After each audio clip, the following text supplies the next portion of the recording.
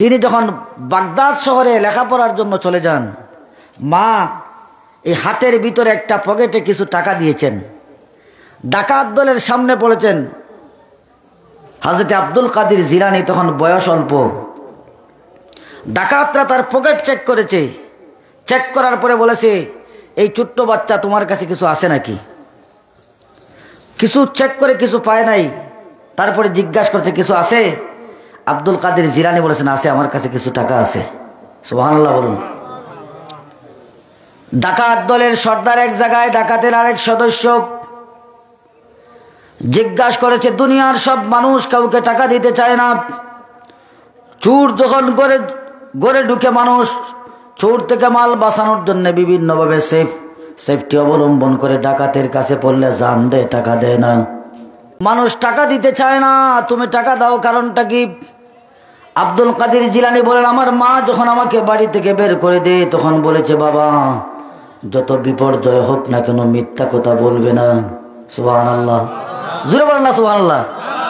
ডাকাত দলের এই সদস্য দৌড় দিয়া তার মালিকের কাছে গেছে, সর্দারের কাছে গেছে, গিয়া বলতেছে, সর্দার জীবনে অনেক ডাকাতি করেছি, কিন্তু আশ্চর্যজনক ঘটনা, ছোট্ট বাচ্চা যে জীবনের যে মোড় পরিবর্তনের জন্য যে শিক্ষা দিয়েছে, এই শিক্ষা তুমিও গ্রহণ করো, আমিও গ্রহণ করতে চাই।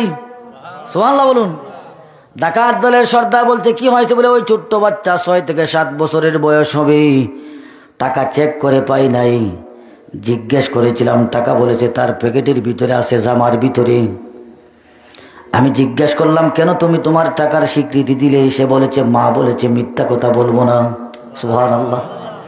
সমস্ত ডাকাত দলের সর্দার সহ সবাই তওবা করে আল্লাহর কাছে, আল্লাহর দিকে ফিরে এসেছে। সুবহানাল্লাহ বলুন।